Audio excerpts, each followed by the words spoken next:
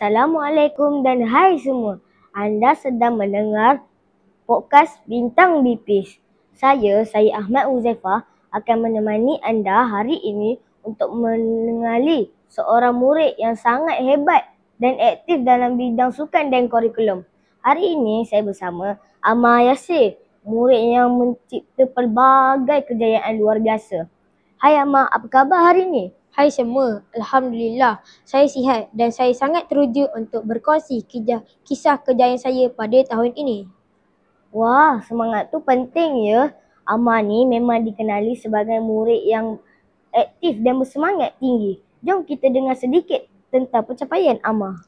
Baiklah, antara kejayaan saya pada tahun ini ialah mendapat tempat ketiga dalam MSSD lompat tali dan tempat ketiga dalam lompat tali kebangsaan 2025 di Bukit Jalil.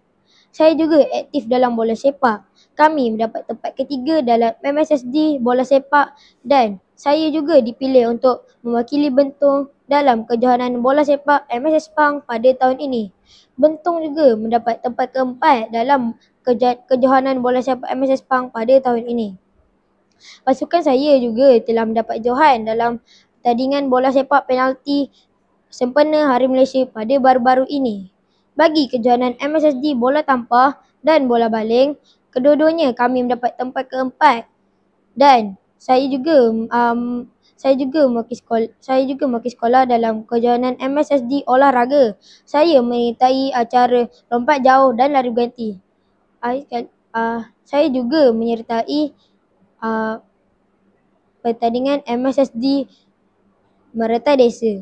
Bagi unit beruniform, saya menyertai perkhemahan unit pengangkap kebangsaan di Pulau Pinang dan Scott STEM Festival di UIA Kuantan. Saya juga menyertai pertandingan inovasi STEM di UMPSA Kuantan dan Mines Convention Center.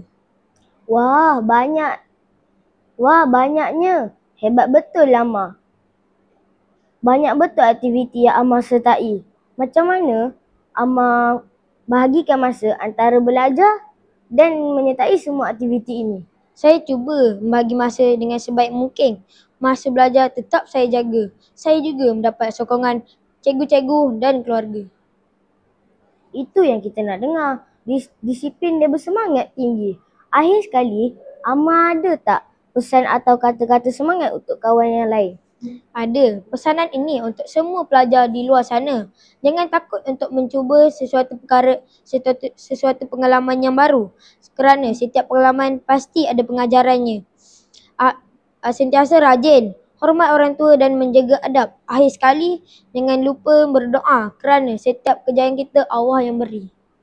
Terima kasih Amar. Semoga berjaya dalam apa jua yang Amar lakukan. Terima kasih kerana mendengar inspirasi daripada Amar Yasir. Murid yang bukan sahaja cemerlang dalam sukan, tetapi juga berdisiplin dan bersemangat tinggi. Terima kasih kerana mendengar podcast Bintang Bipis. Jumpa lagi dalam episod seterusnya dengan bersama-sama tokoh-tokoh kecil yang hebat daripada sekolah kita. Bye.